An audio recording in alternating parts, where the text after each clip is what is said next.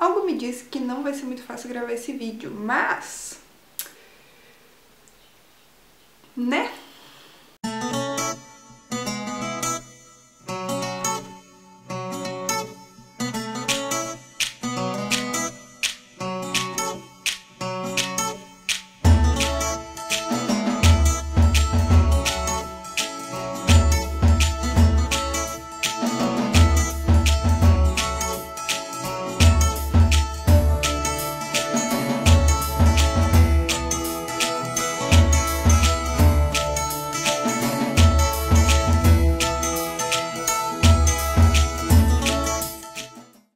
De hoje é sobre o sentimento de você não ser bom o bastante para ser cristão.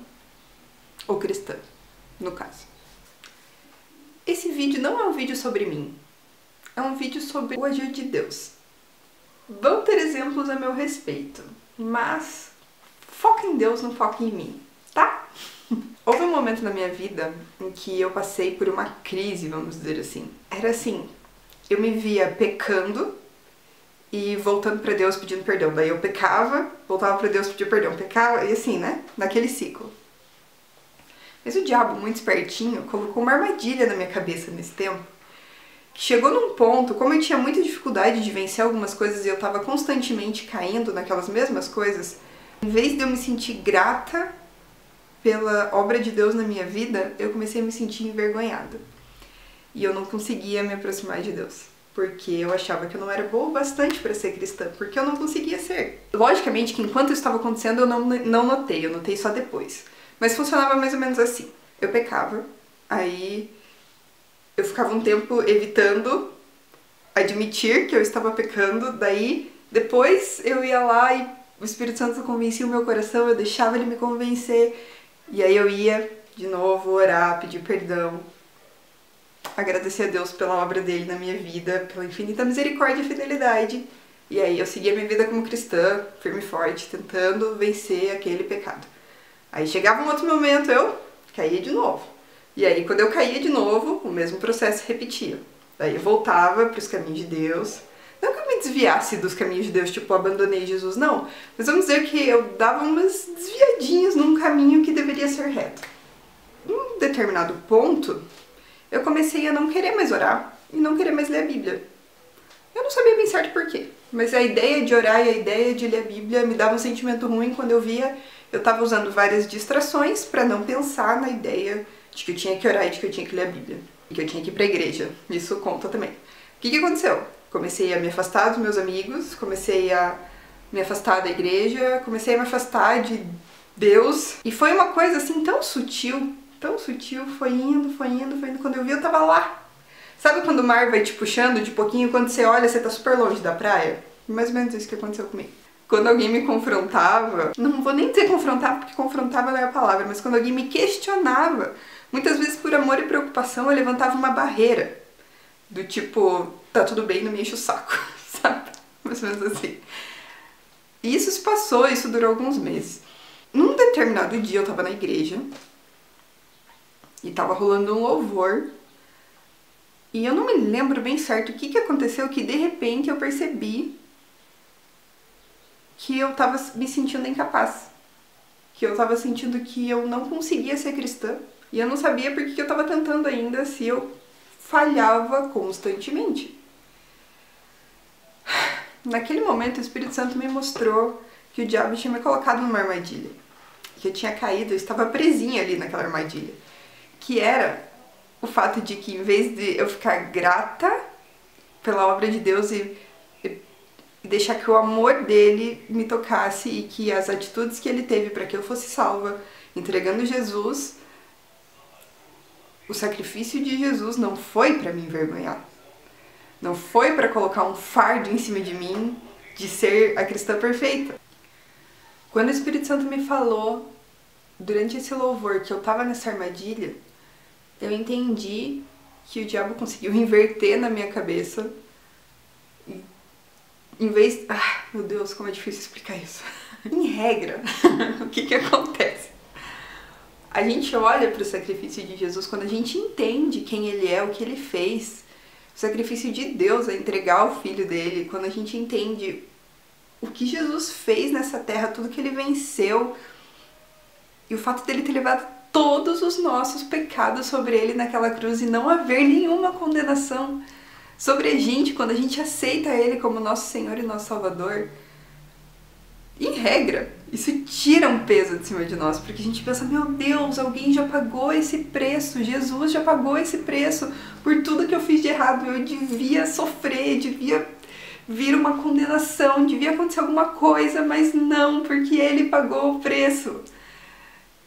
E ele me entrega isso de graça. Eu só tenho que aceitar ele, entende? Quando a gente conhece e a gente entende a obra de Jesus, isso gera gratidão. Isso fala, Jesus, pega tudo que eu sou, eu não presto mesmo, mas pega, se você quiser fazer alguma coisa com isso, eu te entrego, me diz como você quer que eu viva a minha vida, eu vou viver, seja meu Senhor, seja meu Salvador, eu quero te agradecer pelo que você fez por mim. E por amor, e movidos por amor, a gente segue ele. E a gente faz o que ele pede pra gente fazer. O que aconteceu comigo foi que eu tirei os meus olhos de Jesus.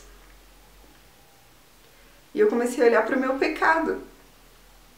E de repente o meu pecado era muito grande, era muito difícil de vencer. E começou a vir uma condenação muito grande, não pelo que eu tinha feito antes, e Jesus já havia me perdoado quando eu aceitei, ele me lavou de tudo que eu já tinha feito antes.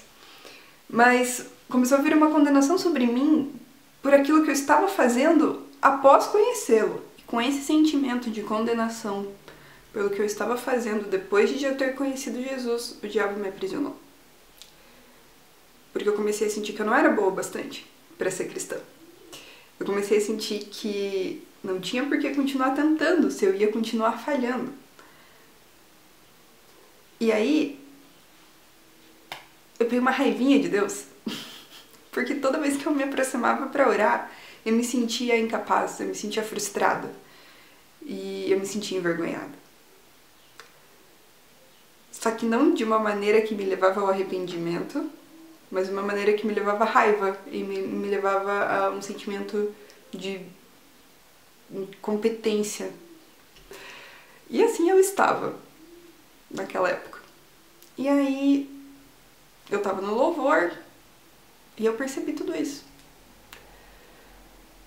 E eu falei, por que continuar tentando? Por quê? Por que eu tô seguindo essa vida se eu só me sinto incapaz e derrotada? Naquela hora, o Espírito Santo falou comigo e ele me disse muito claramente que eu estava falhando sim, porque eu estava tentando fazer sozinha. Porque eu não deixava ele me ajudar. Porque eu ficava tentando vencer na minha própria força. Quando eu entendi isso, primeiro eu pedi perdão. Porque eu percebi que eu estava calando a voz do Espírito Santo. Durante muitas vezes eu falei, Espírito Santo, fala comigo, eu preciso ouvir sua voz. Deus, fala. Mas nos meus momentos, no dia a dia, quando ele falava, eu calava a voz dele. Eu não sei explicar isso pra vocês e eu peço ao Espírito Santo, ajuda eles a entenderem, porque minha capacidade de explicação tá péssima hoje. Mas não é na minha força, esse vídeo não é sobre mim, lembra? Então, daquele dia em diante, eu me tornei mais consciente do papel do Espírito Santo. E no momento que a tentação vem, do que quer que seja na sua vida, que você olha e fala, ferrou, essa hora o Espírito Santo vai estar ali. E ele vai estar falando com você. E ele vai te dar uma saída. Sem exceção. Todas as vezes. Mas cabe a você escolher ouvi-lo ou não. Se você tentar fazer na sua força, você não vai conseguir. Como eu não estava conseguindo, como eu falhei constantemente, eu escolhi calar a voz do Espírito Santo e me convencer da maneira como eu achava melhor. E quanto mais eu calei a voz do Espírito Santo, menos ele falou comigo. Porque, né, eu tava tipo assim, não quero te ouvir, Espírito Santo. Não tão consciente, mas era o que estava acontecendo. E eu vim gravar esse vídeo, na verdade, não vim aqui pra dizer uhul, eu venci tudo, eu nunca mais pequei. Não, infelizmente. Porque eu sou humana e essa coisa dessa natureza humana tá aqui ainda, entendeu? Então, às vezes eu falo, Jesus me leva, que aí no céu vai ser mais fácil. Mas ele não quer. Então, ele quer me deixar aqui mais um pouco. Infelizmente a gente vai pecar. O que a gente não pode deixar acontecer é que o nosso pecado nos impeça de nos achegar a Deus. Porque o momento que a gente peca, a gente está separado.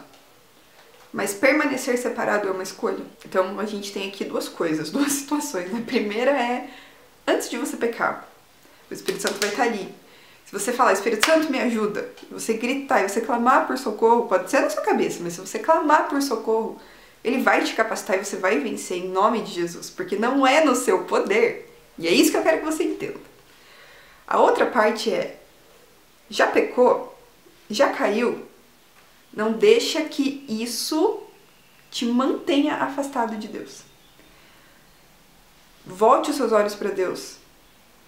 Porque Ele não vai te perdoar porque você merece. Ele não vai te perdoar porque você é o filhinho amado e Ele tem que te perdoar. Não, Ele vai te perdoar porque Ele é Deus. E Ele já disse que Ele vai te perdoar e a natureza dele não muda. Às vezes a gente atribui qualidades humanas a Deus de uma forma errada. Você atribui o seu senso de justiça a Ele e você olha para a sua situação e você percebe que na sua justiça você não merece perdão. Você não merece mesmo. A gente não merece. Mas Ele nos perdoa mesmo assim. Por quê? Não sei. Se fosse eu tinha apertado o botãozinho vermelho e explodido o mundo já. Mas que bom que Ele é Deus e não eu, né? Porque senão eu tava todo ferrado. Mas eu só quero te dizer que esse vídeo foi baseado em Ezequiel 36. Dá uma lida lá.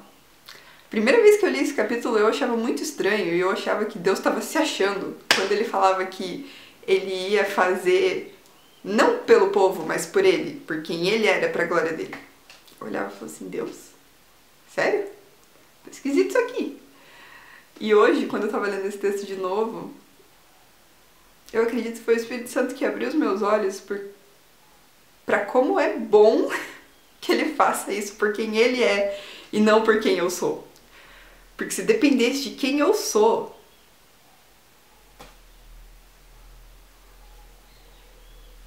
né?